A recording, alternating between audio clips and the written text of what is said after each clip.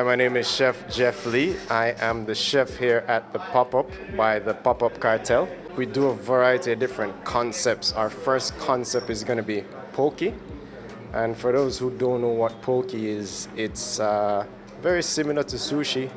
It originated in Hawaii.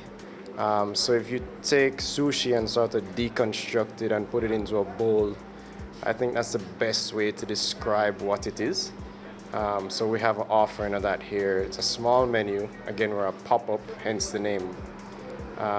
We serve salmon and tuna predominantly, and we may do some specials from time to time.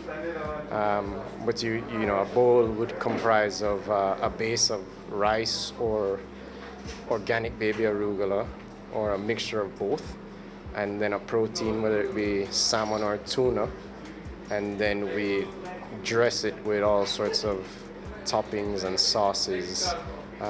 It's really a flavor bomb because we toy around with textures and flavors. So, you know, you just have to experience it to really understand what it is.